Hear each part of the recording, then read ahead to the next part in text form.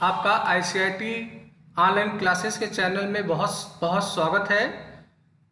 इस चैनल को बनाया गया है कंप्यूटर के सब्जेक्ट्स को पढ़ाने के लिए। इसके अंतर्गत आपको office application, programming language, web technologies, DBMS, RDBMS, accounting software जैसे टैली के बारे में हिंदी भाषा में सिखाया जाएगा। मैं संतोष कुमार गुप्ता आपका स्वागत करता हूं। अगर मेरा वीडियो अच्छा लगे तो इसे शेयर बटन पर क्लिक करके आप अपने दोस्तों में ज़रूर शेयर करें, जिससे ज़्यादा से ज़्यादा लोग इस वीडियो का लाभ उठा सकें। लाइक बटन पे क्लिक करके लाइक करें, सब्सक्राइब बटन पे क्लिक करके बेल आइकन को सेलेक्ट करें, जिससे कोई भी नया वीडियो मैं बनाऊं तो उसका अलर्ट आपको तुरंत मिल जाया करेगा। तो दोस्तों, आज का मैं क्लास स्टार्ट करता हूं। जैसे आपको पता है कि हम लोग सी प्रोग्रामिंग को पढ़ रहे थे, तो सी प्रोग्रामिंग में हम लोगों ने पीछे 26 सेशन अपने कंप्लीट किए। इनमें हम लोगों ने सी के इंट्रोडक्शन से स्टार्ट करते हुए फाइल हैंडलिंग तक काफ़ी प्रोग्राम्स को देखा। उम्मीद करता हूं कि आपका ये वीडियो आपको बहुत ज़्यादा सहायता किया होगा। आज जो 27 सेशन हमारा है वो डेटा स्ट्रक्चर का है, और डेटा स्ट्रक्चर का ये पहला पार्ट है। तो आज हम लोग पढ़ेंगे कि डेटा स्ट्रक्चर क्या होता है और उसके संबंधित जो टर्म्स हैं उनका जानकारी लेते हुए उनके प्रोग्राम्स को हम लोग देखेंगे। तो सबसे पहले हम आप जानें कि डेटा स्ट्रक्चर होता क्या है। डेटा का मतलब होता है आंकड़ा, स्ट्रक्चर का मतलब होता है संरचना। तो देखिए, आपको भी एक बात पता होगा कि अगर हम अपने आंकड़े को सही ढंग से रखेंगे तो उसको यूज करना, उसको प्रयोग में लाना हमारे लिए काफ़ी आसान रहता है। तो जैसे उदाहरण के रूप में आपके पास कोई एक अलमारी है, उसमें आप अपने बहुत सारे निजी वस्तुओं को रखते हैं। तो अगर उन वस्तुओं को रखने का कोई आप सिस्टम ना बनाएं, आप ऐसे उसमें अपने कपड़े, अपने वॉच, अपने ट्राउज़र फेंक दें, तो आप देखेंगे कि आपका जो मटेरियल है वो एक सिस्टमेटिकल ढंग से नहीं होगा। तो उसमें से किसी विशेष ट्राउज़र को या पैंट या शर्ट को आपको खोजना हो तो आपको बहुत टाइम लगेगा। तो जैसे हम लोग अपने वस्तुओं को अलमारी में एक सिस्टमेटिकल ढंग से अरेंज करके रखते हैं, इससे हमें जब जिस वस्तु की ज़रूरत होती है तो वो हमें तुरंत मिल जाती है। तो इसी ही प्रकार से एक डेटा स्ट्रक्चर कॉन्सेप्ट होता है। डेटा स्ट्रक्चर कोई कीवर्ड नहीं है और ये प्रत्येक प्रोग्रामिंग लैंग्वेज के साथ इम्प्लीमेंट किया जाता है। चाहे आप सी पढ़िए, पाइथन पढ़िए, जावा पढ़िए, C++ पढ़िए, सबके साथ डेटा स्ट्रक्चर का प्रयोग होता है। तो डेटा स्ट्रक्चर जो है ये एक वे है, एक रास्ता है आपके डेटा को ऑर्गेनाइज करने के लिए, सुसंगठित करने के लिए, जिससे आप उसे बहुत अच्छे, बेहतर तरीके से, कुशल तरीके से प्रयोग कर सकें। ये बात सिखाता है हमारा डेटा स्ट्रक्चर। तो जो डेटा स्ट्रक्चर होते हैं इसके लिए कई टॉपिक्स होते हैं जिन्हें हमें अपने प्रोग्राम्स में इम्प्लीमेंट करना होता है। जैसे एरे हम लोगों ने पढ़ ही लिया है। लिंक लिस्ट होता है, स्टैक होता है, क्यू होता है, बाइनरी ट्री होता है, बाइनरी सर्च ट्री होता है, हेप, हैशिंग, ग्राफ, मैट्रिक्स, ऐसे बहुत सारे टर्म्स होते हैं जो हम लोग डेटा स्ट्रक्चर में प्रयोग करते हैं। डेटा स्ट्रक्चर को शॉर्ट फॉर्म में डीएस बुलाता है। तो दोस्तों, डेटा स्ट्रक्चर का जो सिलेबस है वो काफ़ी ब्रॉड है। अगर देखा जाए तो इसका भी लगभग 30 से 35 वीडियो बन सकता है, पर फिलहाल मैं आपको कंप्लीट डेटा स्ट्रक्चर के बारे में बात नहीं करने वाला हूं। मैं कुछ कॉमन चीज़ें हैं जो आपको जाननी चाहिए, आपके एग्जाम में आ सकते हैं, उनकी मैं बात करूंगा। इनमें मैं फिलहाल ये 4 टॉपिक कवर करूंगा: एरे, लिंक लिस्ट, स्टैक और क्यू। ये आपके ओ लेवल के सिलेबस में है, पर अगर आप ए लेवल में जाएंगे तो डेटा स्ट्रक्चर एक अलग पूरा पेपर मिलेगा, तो उसमें आपको ये सारी बातें पढ़नी पड़ेंगी। जिनमें एरे को हम लोगों ने पढ़ लिया है। एरे में सिंगल डायमेंशन एरे है, मल्टी डायमेंशन एरे है, मैट्रिक्स वगैरह के प्रोग्राम थे, वो हम लोगों ने जान लिया है। आगे हम लोगों को अब चर्चा करना है कि स्टैक क्या है, क्यू क्या है और लिंक लिस्ट क्या है। हम लोग इसकी बात करेंगे। तो सबसे पहले हम लोग स्टैक को स्टार्ट करेंगे। स्टैक का इम्प्लीमेंटेशन फिलहाल हम लोग एरे के साथ करेंगे, यानी स्टैक और क्यू के जो प्रोग्राम बनते हैं तो उसमें हमें एरे या लिंक लिस्ट का सहारा लेना होता है। फिलहाल एरे का सहारा इसलिए लेंगे क्योंकि एरे हम जान रहे हैं। जब आगे हम लोग लिंक लिस्ट पढ़ लेंगे तो स्टैक और क्यू को लिंक लिस्ट के माध्यम से भी आपको समझाया जाएगा। तो सबसे पहले हम लोग बात करते हैं स्टैक। स्टैक क्या होता है? तो देखिए, स्टैक जो होता है ये भी जस्ट एक एरे होता है। यानी ऐसे हम लोग एरे में सिंगल डायमेंशन एरे की बात कर रहा हूँ। जैसे हम लोग सिंगल डायमेंशन एरे में ढेर सारे एलिमेंट्स बनाते थे और उनके ऊपर अपने आवश्यकता के अनुसार प्रोसेस करते थे, तो उसी ही प्रकार से हमारा स्टैक यूज होता है। दोस्तों, स्टैक कोई कीवर्ड नहीं है, कोई फंक्शन नहीं है जो प्रोग्राम में लिखा जाएगा। स्टैक एक कॉन्सेप्ट है, एक तरीका है।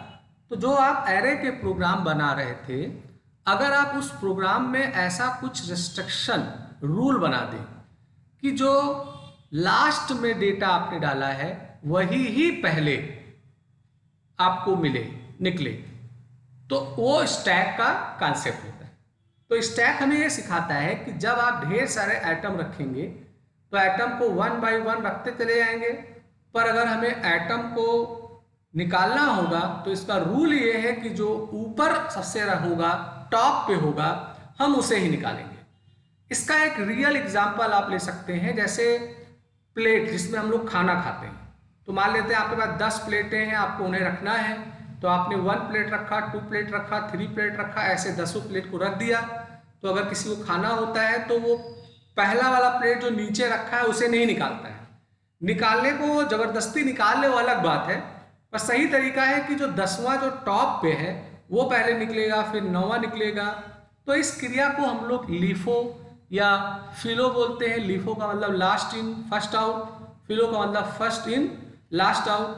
तो अगर ये रूल आप लगाते हैं कि आपका जो प्रोग्राम होगा उसमें इसी के तहत ही डेटा बाहर निकलेगा, तो वही ही प्रोग्राम आपका बन जाता है, स्टैक बन जाता है। बाकी स्टैक का कोई कीवर्ड नहीं होता है। स्टैक में जो मुख्य रूप से हम लोग क्रिया परफॉर्म करते हैं उसमें एक होता है पुश, एक होता है पॉप। पुश भी कोई कीवर्ड नहीं है, पॉप भी कोई कीवर्ड नहीं है। जब आप स्टैक में कोई आइटम ऐड करते हैं उस क्रिया को पुश बोला जाता है। जब आप स्टैक से कोई आइटम रिमूव करते हैं तो उस क्रिया को पॉप बोला जाता है। तो पुश और पॉप जो है ये कोई कीवर्ड नहीं है। जब आप डेटा ऐड करते हैं तो उसे पुश बोला जाएगा, डेटा रिमूव करते हैं तो उसको हम लोग पॉप बोलते हैं। और एक होता है पीक और टॉप, यानी कि जब हम लोग स्टैक के साथ काम करेंगे तो टॉप पे कौन सा आइटम है वही हमारे लिए इम्पॉर्टेंट होता है। तो टॉप को एक्सेस करने के लिए जो क्रिया करेंगे उसे हम लोग पीक या टॉप बोलते हैं। और एक होता है इज एम्प्टी, हमारा स्टैक खाली है कि नहीं खाली है इसका हमें वेरिफिकेशन करना होता है।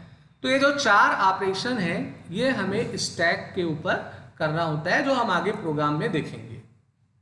ऐसे ही एक डेटा स्ट्रक्चर का टर्म होता है क्यू। क्यू माने लाइन। तो जो क्यू होता है ये भी एरे के द्वारा ही फिलहाल इंप्लीमेंट किया जाएगा। फिलहाल का मतलब लिंक लिस्ट से भी ये होता है। एरे हम लोग जान रहे हैं इसलिए एरे के साथ करेंगे। तो स्टैक और क्यू में केवल अंतर ये होता है कि स्टैक में जो सबसे लास्ट में डेटा गया था वो पहले आएगा।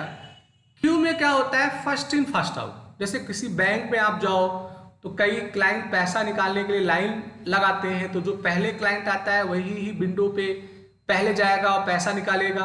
तो फर्स्ट इन फर्स्ट आउट का अगर आप कोई कॉन्सेप्ट लगा देते हैं प्रोग्राम पे तो उस क्रिया को हम लोग क्यू बोलते हैं। तो बहुत सारे हमें ऐसे एप्लीकेशन बनाने होते हैं जहां हमें स्टैक और क्यू के कॉन्सेप्ट को यूज करना होता है। इस वास्ते हम लोग इसको पढ़ते हैं। क्यू पे जो ऑपरेशंस होते हैं वो होते हैं इन क्यू। इन क्यू का मतलब आप क्यू में कोई वैल्यू ऐड करते हैं तो उसे इन क्यू बोलते हैं। जब किसी डेटा को रिमूव करते हैं तो डी क्यू बोलते हैं। फ्रंट का मतलब जो पहला डेटा है उसके पोजीशन को एक्सेस करने के लिए हम लोग फ्रंट यूज करते हैं, और जो लास्ट वाला डेटा होता है पीछे उसे हम लोग रेयर बोलते हैं। तो ये जो 4 टर्म है वो हमारे क्यू से संबंधित होते हैं। तो फ्रेंड्स, आज हम लोग प्रोग्राम्स में इसी स्टैक और क्यू को ही हम लोग जानने वाले हैं, और वो भी एरे के मदद से हम लोग जानेंगे। देखिए यहाँ मैं स्टैक को इम्प्लीमेंट कर रहा हूँ। ये स्टैक का एक प्रोग्राम है, थोड़ा बड़ा लग रहा होगा, पर इस पूरे प्रोग्राम में कोई भी ऐसा कीवर्ड फंक्शन नहीं है जिन्हें मैंने आपको पहले नहीं पढ़ाया है। सब वही पुरानी ही बातें यूज हो रही हैं, बस उन्हें हम लोग एक सीक्वेंस में स्टैक ऑपरेशन के लिए अरेंज कर रहे हैं। तो आप देखो तो यहाँ एक स्ट्रक्चर बनाया गया है स्टैक करके, और इसमें दो मेंबर लिया गया है, एक st लिया गया है, ये डेटा को रखेगा, एरे टाइप का होगा ये, यानी हम 10 एलिमेंट अपने स्टैक में मैक्सिमम रखेंगे, आप 100,000 भी कर सकते हैं। और टॉप का मतलब ये हुआ कि जब आप स्टैक में कोई आइटम रखेंगे, डेटा रखेंगे, तो टॉप की पोजीशन हमें जाननी होगी, क्योंकि अगर आप प्लेट रखते हो तो ऊपर रखोगे, निकालोगे तो भी ऊपर से निकालोगे, तो आपका टॉप का क्या लोकेशन, उसके लिए ये वेरिएबल डिक्लेयर किया गया है, ये स्ट्रक्चर हो आता है। अब आपके स्ट्रक्चर स्टैक का मैंने एक वेरिएबल बनाया है एस करके, तो हम एस के जरिए इन दोनों मेंबरों को एक्सेस करेंगे।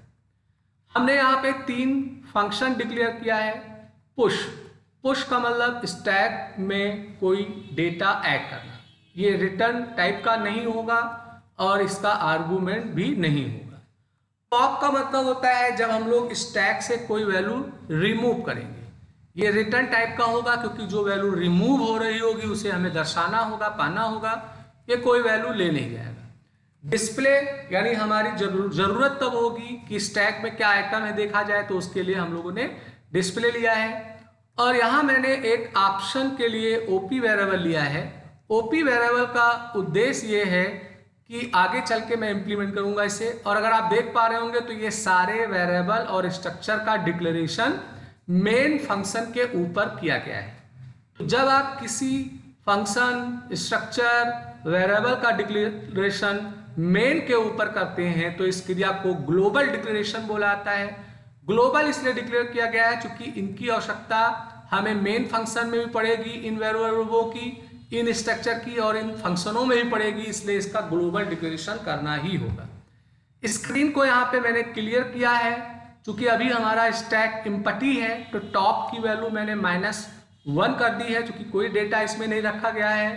ये एक हेडिंग बनाया गया है। यहाँ मैंने एक डू लूप चलाया है, और डू लूप के साथ वाइल लूप में मैंने जो शर्त लिखा है वो मैंने लिखा है ओपी, और ओपी की वैल्यू मैंने जानबूझ करके यहाँ 1 करी है। तो आपको ही पता है कि 1 का मतलब ट्रू होता है और 0 का मतलब फॉल्स होता है। तो इसका मतलब ये जो डू वाइल वाला लूप है ये ट्रू लूप होगा, ओपी का मतलब यहाँ 1 लिखा हुआ है।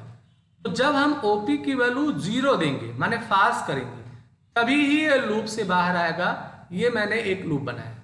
अब इस लूप में मैंने एक मीनू बनाया है कि अगर आप 1 चॉइस दे रहे हैं तो इसका मतलब पुश करेंगे, 2 देंगे तो पॉप होगा, 3 देंगे तो डिस्प्ले होगा, और आप 4 देंगे तो ये एग्जिट का काम करेगा। ये मैंने मीनू बनाया है। और यहाँ मैंने पूछा है कि भाई आप इन चारों में क्या करना चाहते हो। तो अगर आप देखो तो मैंने यहाँ स्विच लगाया है, अगर इसकी वैल्यू 1 होगी तो केस 1 में जाएगा, तो पुश वाले फंक्शन को कॉल करेगा ब्रेक। अगर 2 दोगे तो पॉप में जाएगा ब्रेक, 3 देंगे डिस्प्ले वाले फंक्शन को कॉल करेगा ब्रेक, और 4 देंगे तो रिटर्न, रिटर्न का मतलब स्विच से बाहर निकल जाएगा। तो ये चॉइस है। तो मान लेते हैं आपने 1 चॉइस दिया तो ये पुश वाले फंक्शन में जाएगा, पुश वाला काम करेगा और फिर यही रिटर्न होके वापस आएगा। और चूंकि ये डू वाइल लूप में है तो ये आपसे पूछेगा कि क्या आपको दोबारा काम करना है। तो अगर आप 1 देंगे तो ये प्रोसेस फिर से चलेगा, 0 दे देंगे तो आप प्रोग्राम से बाहर आ जाएंगे। तो ये मेन मेनू में मैंने केवल किस किस को कब कॉल करना है उसके लिए मैंने प्रोग्रामिंग लिखा है। अब यहाँ मैं पुश वाले फंक्शन का प्रोग्राम बना रहा हूँ। तो देखिए हम लोगों ने अपना जो एरे लिया है स्ट्रक्चर के अंदर डेटा को रखने के लिए st नाम का, उसकी साइज 10 है, माने हम 10 से ज़्यादा डेटा नहीं रख सकते हैं। तो चूंकि एरे का इंडेक्स 0 से स्टार्ट होता है तो 9 तक जाएगा। तो अगर टॉप का पोजीशन 9 है तो इसका मतलब हमारा स्टैक फुल हो गया है और ये प्रोग्राम से बाहर आ जाएगा। तो चूंकि टॉप की वैल्यू अभी -1 है तो ये कंडीशन एल्स हो जाएगी। अगर आपका टॉप का वैल्यू बढ़ते बढ़ते 9 हो जाएगा तब वो आपसे कहेगा कि स्टैक फुल है, तो अभी स्टैक खाली है। ऐसे स्थिति में आपसे वो एक वैल्यू पूछेगा और वैल्यू पूछने के बाद मैंने यहाँ लिखा है एस के टॉप की वैल्यू अभी -1 थी, उसको मैंने एक +1 कर दिया तो आप टॉप की वैल्यू 0 हो जाएगी। और आपका स्ट्रक्चर का जो मेंबर है st एरे टाइप का, टॉप की वैल्यू यहाँ 0 हुई है तो 0 एलिमेंट में वो नंबर स्टोर हो जाएगा जो नंबर आपने यहाँ पे इनपुट किया है। तो जब भी आप पुश वाले फंक्शन को कॉल करोगे तो उसमें आप चाहो तो ये इफ वाला इग्नोर कर सकते हो, मगर अगर भरते भरते डेटा फुल हो जाए एरे में तो ऐसे स्थिति में कोई एक सुटेबल एरर दे, इसलिए मैंने यहाँ इफ लगाया। तो पुश का जो एल्गोरिथम होता है उसमें पहले जस्टिफाई किया जाता है कि स्टैक फुल तो नहीं हुआ है, और अगर नहीं हुआ है तो वैल्यू को इनपुट करा के टॉप की वैल्यू एक बढ़ाई जाती है और वैल्यू को उसमें स्टोर कर दिया जाता है। ये हमारा पुश का फंक्शन हुआ है। पॉप का मतलब डेटा को रिमूव कराना है। तो यहाँ पहले चेक किया गया है कि भाई ऐसा तो नहीं कि हमारा स्टैक पूरा खाली हो, तो पॉप में हमें एम्प्टी चेक कराना होता है, पुश में हमें फुल तो नहीं हो गया ये चेक कराना होता है। तो अगर टॉप की वैल्यू -1 है तो आपका मैसेज आएगा कि आपका स्टैक खाली है, एम्प्टी है। और अगर आपका एम्प्टी नहीं है, इसका मतलब डेटा उसमें है, तो आपके नम नाम के वेरिएबल में जो टॉप का पोजीशन होगा उस एलिमेंट की वैल्यू निकल के आएगी और उसको वो प्रिंट कर देगा, और प्रिंट करने के बाद टॉप का एक वैल्यू घटा लेगा तो वो एलिमेंट आपके एरे से रिमूव हो जाएगा। तो ये मैंने पॉप का एल्गोरिथम प्रोग्राम लिखा हुआ है। डिस्प्ले में एक वेरिफिकेशन किया गया है कि टॉप की वैल्यू अगर -1 है तो स्टैक एम्प्टी है, अन्यथा वो फॉर लूप चलाएगा टॉप से 0 तक। चूंकि प्रिंटिंग जो होती है वो हमेशा जो पहला एलिमेंट है जो लास्ट में ऊपर रखा गया उससे प्रिंट करते हुए हम 0 तक जाते हैं, तो यहाँ माइनस करके हमने स्टैक को यहाँ पे प्रिंट कराया है। तो इस प्रोग्राम को केयरफुली आप अपने कॉपी पे लिखेंगे, फिर आप अपने टर्बो सी में लिख के इसे कंपाइल करेंगे और इसे आप एक एक लाइन को पढ़ के आप जस्टिफाई करिए कि क्या किस कोड से हो रहा है। कोई डाउट होगा तो आप कमेंट बॉक्स में जरूर लिखिए। अब इस प्रोग्राम को मैं रन करता हूँ। कंपाइल मैंने इसलिए नहीं किया चूंकि ऑलरेडी ये कंपाइल था। तो यहाँ हमारे पास ऑप्शन आ रहा है, तो ऑप्शन आने पे मान लेते हैं मैं यहाँ 2 दे देता हूँ। तो 2 देने का मतलब मैं वैल्यू रिमूव करना चाहता हूँ। चूंकि अभी हमारा स्टैक खाली है तो देखिए यहाँ पे एक मैसेज आ गया कि स्टैक जो है वो आपका एम्प्टी है। अब आपसे पूछ रहा है कि क्या आपको दोबारा काम करना है, तो 0 देंगे तो बाहर आ जाएंगे आप। तो मैंने यहाँ 1 दिया, तो मैं अब प्लान करता हूँ कि कुछ वैल्यूओं को मैं इसमें स्टैक में भर लेता हूँ। तो मैंने 1 ऑप्शन दिया पुश के लिए, एक वैल्यू मैंने 10 दिया, फिर मैंने कहा कंटिन्यू में काम करूँगा, फिर मैं पुश के लिए 1 दे रहा हूँ, एक वैल्यू मैंने 20 भर दी, फिर मैं कह रहा हूँ कि मैं फिर से रिकॉर्ड भरूँगा, फिर मैंने यहाँ पुश के लिए कहा और एक एलिमेंट मैंने यहाँ पे 30 दे दिया। तो ऐसे करना क्या है कि कंटिन्यू के लिए आपको 1 देना है, आपको ये मीनू मिल जाएगा और इस मीनू में आप 1 ऑप्शन देके पहले पुश के माध्यम से कुछ 2-4 वैल्यू भर लीजिए। आप 10 से ज़्यादा वैल्यू नहीं भर पाएंगे चूंकि हम लोगों ने एक कंडीशन लगा रखा है कि अगर स्टैक फुल हो जाएगा तो वो प्रोग्राम से बाहर आ जाएगा। अब मैं देखना चाहता हूँ कि जो मैंने एलिमेंट 3 भरे हैं वो क्या है। तो यहाँ मैंने 3 ऑप्शन दिया, तो आप देखो 30, 20 और 10 प्रिंट हो रहा है, यानी कि पहले मैंने 10 दिया था तो स्टैक के नीचे है, यानी पहला प्लेट है, फिर दूसरा प्लेट 20 हो गया, तीसरा प्लेट 30 हो गया। इस तरीके से वैल्यू आपकी स्टैक माने गट्ठर बनाएगी, बंडल बनाएगी। अब मैं क्या करता हूँ, यहाँ 1 देता हूँ कि मुझे दोबारा काम करना है। अब मैं कोई वैल्यू पॉप करता हूँ, पॉप का मतलब रिमूव करता हूँ। तो चूंकि लास्ट वैल्यू मैंने 30 दिया था तो वो आपको बताएगा कि आपकी 30 वैल्यू रिमूव हो गई है।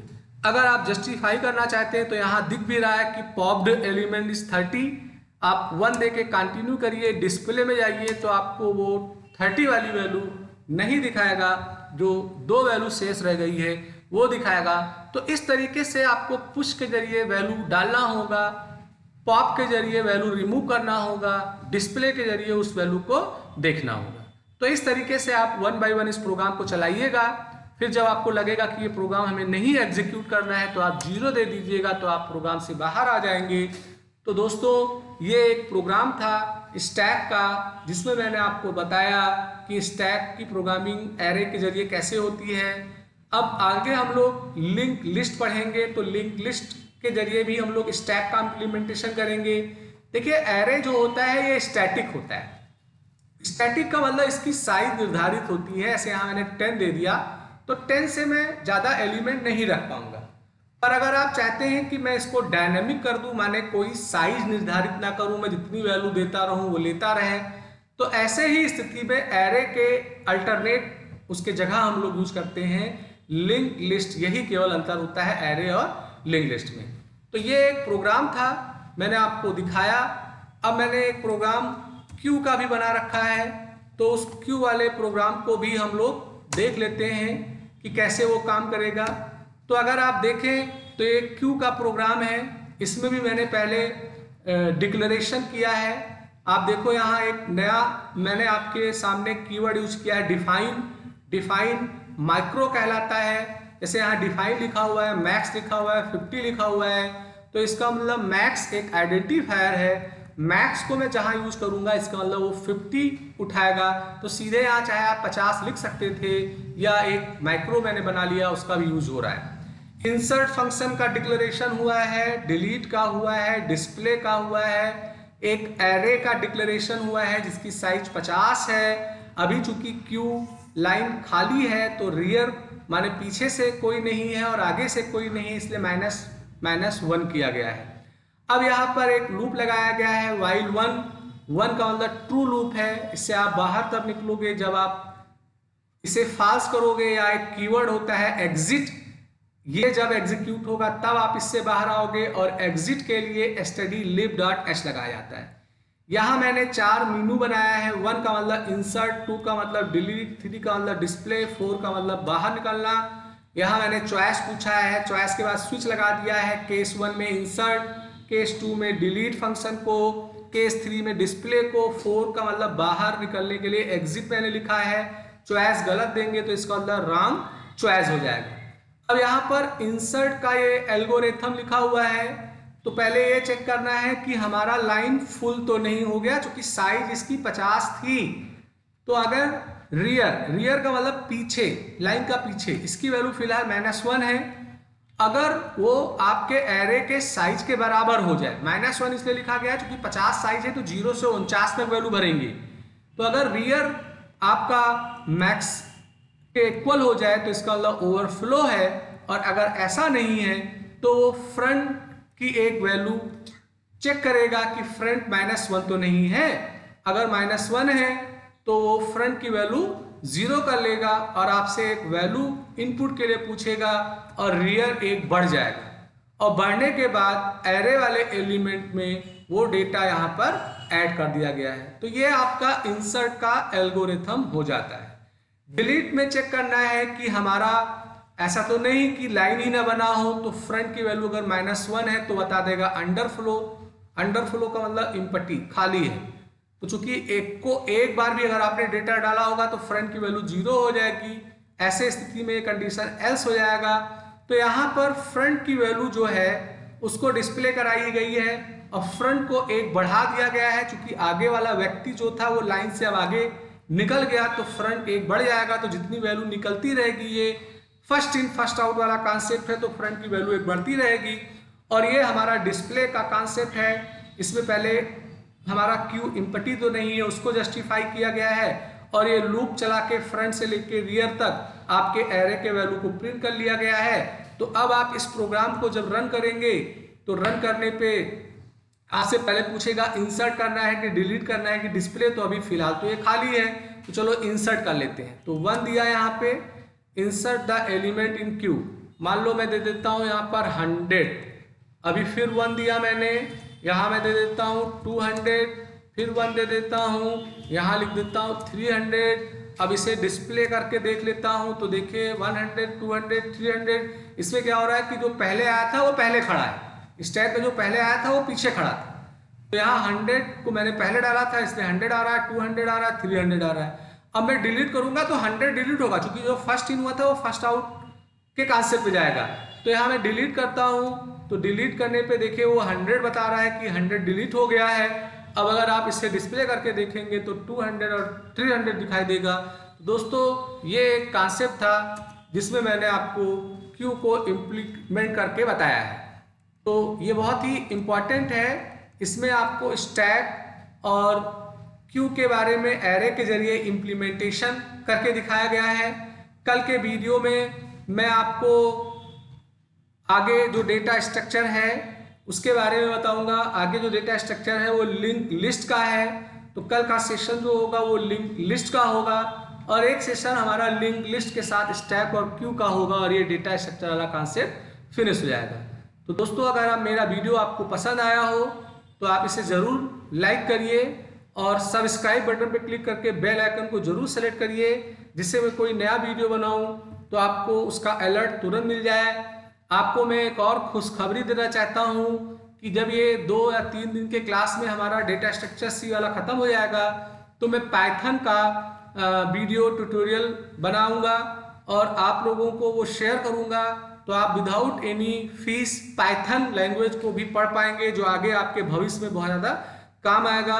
तो अगर आप मेरे सब्सक्राइबर हैं तो आपको तुरंत उस वीडियो का अलर्ट मिल जाया करेगा।